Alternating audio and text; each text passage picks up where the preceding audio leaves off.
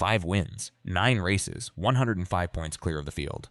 On paper, Tyler Reddick is having the greatest start to an NASCAR season in nearly 40 years. The last driver to win 5 of the first 9 races was Dale Earnhardt in 1987. A man who is on the Mount Rushmore of this sport, a man with 7 championships to his name. That is the company Reddick is keeping right now. But here is the part nobody is talking about loudly enough. While Reddick is rewriting the record books every Sunday, the organization behind him is quietly unraveling. A landmark lawsuit settlement with financial terms nobody is allowed to see. A senior employee arrested and charged with felony assault.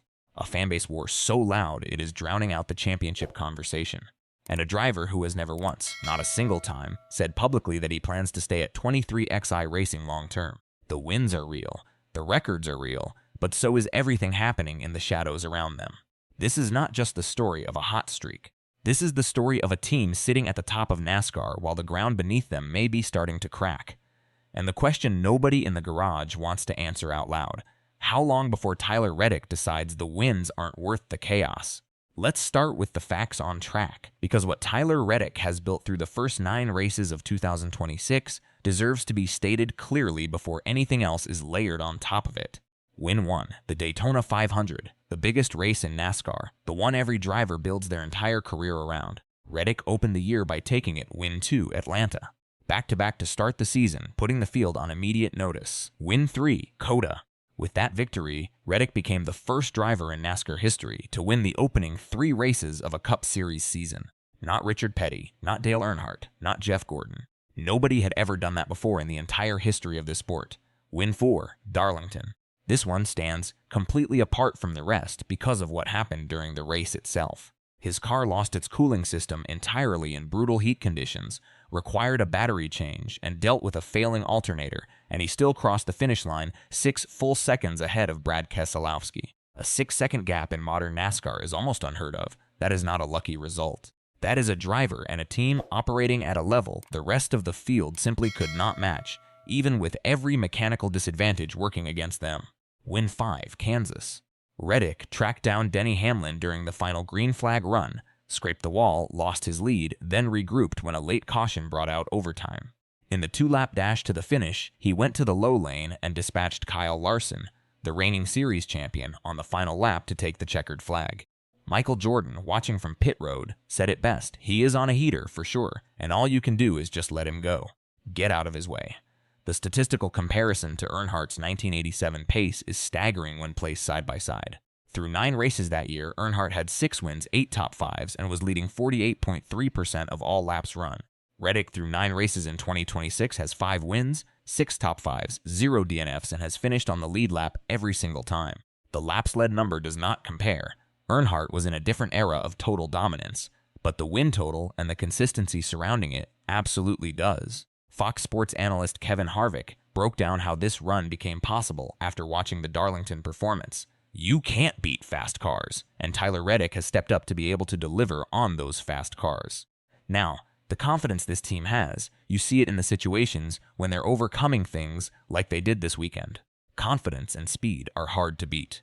Kyle Petty, speaking on Inside the Race after the Kansas win, gave perhaps the most measured and honest assessment of where Reddick stands right now. It is breathtaking, I'm telling you. To start the year the way he did, no one else, all the Hall of Famers, no one else in the history of the sport had ever won the first 3. That was amazing unto itself, and he just keeps adding to that. But Petty also added the caveat that separates stars from champions. Sustaining this level across a full season is what defines legacies. Talent in a 9-race window is one thing. Talent across 36 races is another conversation entirely. Here is where the story turns, and it turns hard. Chase Elliott's fan base is one of the largest and most organized in NASCAR. Their driver watched 23SI Racing, a team that combined for just 1 win across 3 drivers in the entire 2025 season, transform into the most dominant force in the sport after a single offseason. The question that started spreading through fan communities was direct and simple. How does a team go from irrelevant to historically unstoppable between December and February? The answer that critics keep pointing to is the lawsuit settlement. In October 2024, 23SI Racing and Front Row Motorsports filed an antitrust lawsuit against NASCAR over the charter system.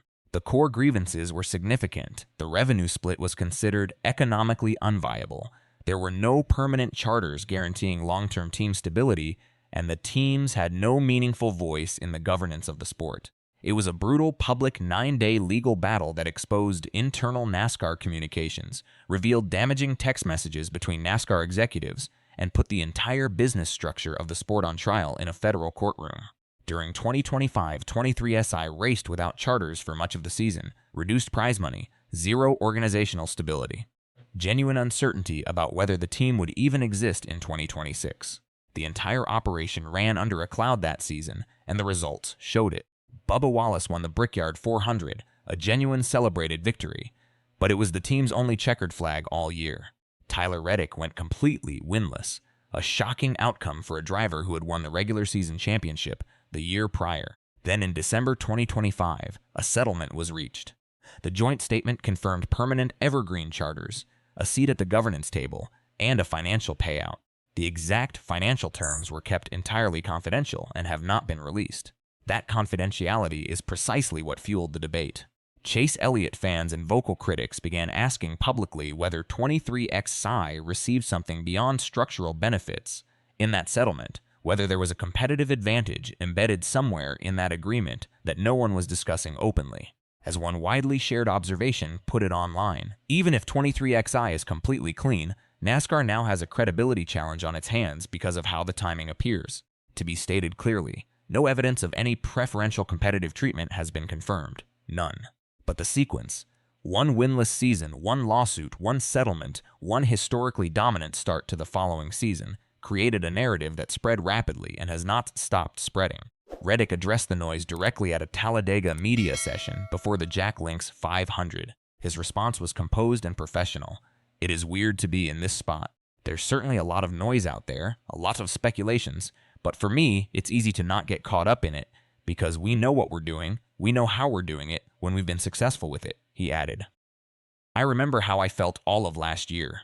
I know how my team felt about last year, and so we don't want to go back to not winning, and we're going to keep working really hard to find ways to get to victory lane." A calm, professional answer.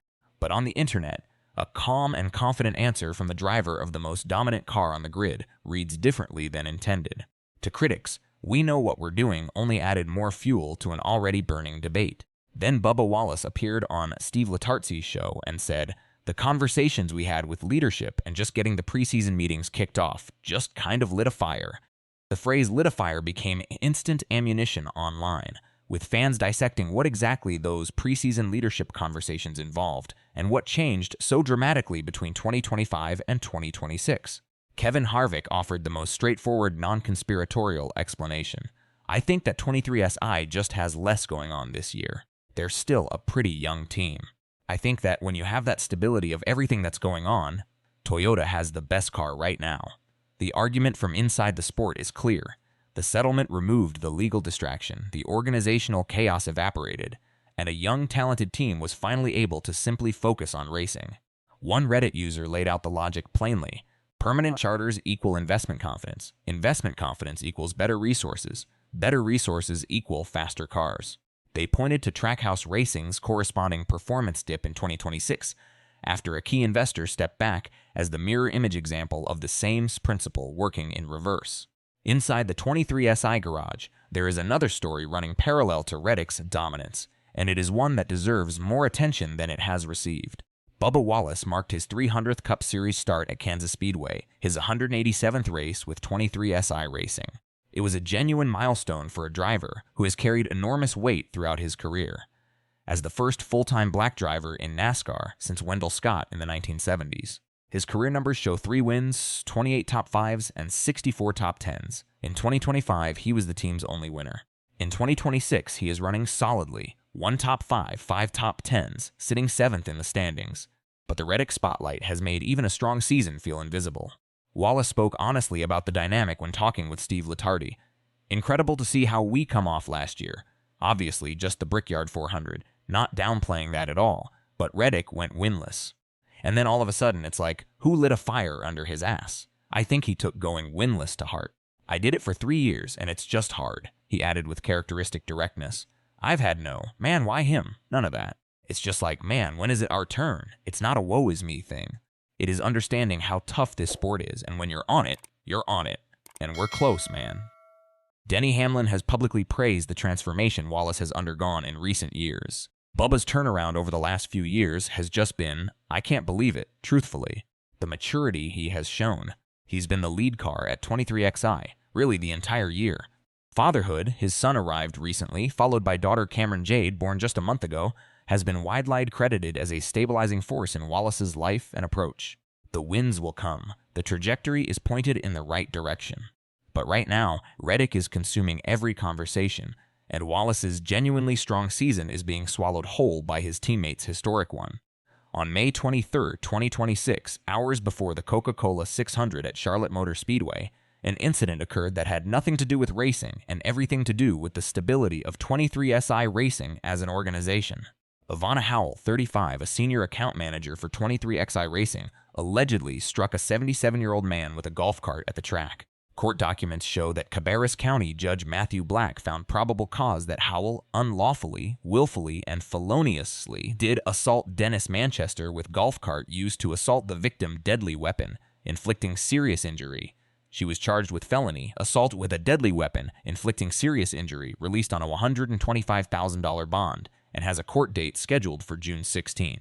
NASCAR subsequently listed her on its weekly penalty report with an indefinite suspension under Behavioral Section 4.4a. Who is Ivana Howell? She joined 23XI Racing in 2021 as one of the team's original employees, was promoted in January 2024, and served as a senior account manager, managing the team's major sponsorship relationships. Her background included roles with the Charlotte Hornets, the Jacksonville Jaguars, and Feld Entertainment, along with 2 master's degrees. This was not a background employee. This was someone who was the face of 23SI's commercial partnerships. The person sponsors called the person who maintained those relationships on a daily basis. The sponsorship dimension of this situation matters significantly. Corporate sponsors do not simply invest in race wins. They invest in brand image, organizational reputation, and long-term stability. 23S Racing is already operating under a public microscope following the lawsuit and the performance controversy. A criminal charge involving a senior employee, particularly one managing the very relationships that fund the team, creates a very specific kind of anxiety in corporate boardrooms. Sponsor contracts contain exit clauses, brand managers ask questions, and those questions compound when the headlines keep coming. The timing could not be worse for an organization already fighting a public perception battle on multiple fronts simultaneously. Connect all of these threads, and the picture that emerges is more complicated than any single headline suggests. 23SI Racing's rise in 2026 was built on 3 pillars: Michael Jordan's celebrity pulling in major corporate investment, the structural stability that the charter settlement finally provided, and a driver in Tyler Reddick who responded to a winless 2025 with one of the most dominant starts in NASCAR history. Those 3 things working together simultaneously produced something genuinely rare. But the same dominance that makes them champions also makes them a target. Rival team owners are watching. Rival manufacturers, particularly Chevrolet, which introduced an entirely new body for 2026 only to be outpaced by Toyota, are watching and asking questions of their own. Reddick himself said before the season, "I remember how I felt all of last year. I know how my team felt. We don't want to go back to not winning." That quote reveals genuine emotional stakes. The fear of regression is real, and it is motivating. But the question worth asking is whether the threat to that momentum now comes from off-track chaos rather than anything happening on the racetrack. Reddick is 30 years old, in the absolute prime of his career, putting together a season for the history books. He has never once said publicly that he plans to be at 23XI for the long haul. That absence of commitment is quiet, but it is not nothing.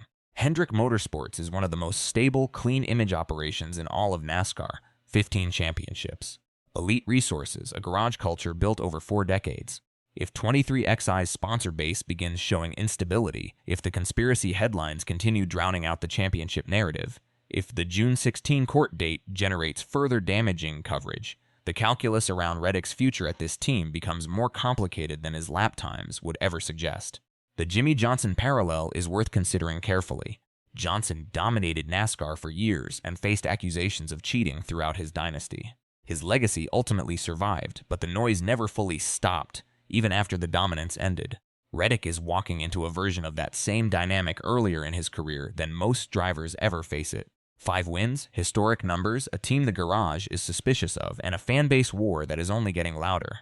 The most striking detail in all of this is something Reddick keeps repeating in press sessions. The team is still finding more speed. If that is true, the wins are not going to stop anytime soon. But speed means nothing if the organizational foundation underneath it starts to crack, and right now, that foundation is absorbing pressure from every direction at once. Sponsors are watching June 16th very carefully. The Chase Elliott fanbase is not going quiet. The lawsuit settlement terms remain confidential, and Tyler Reddick keeps winning races while never once saying he is going anywhere or that he is staying. Sometimes the most dangerous place to be is exactly where everyone is watching you.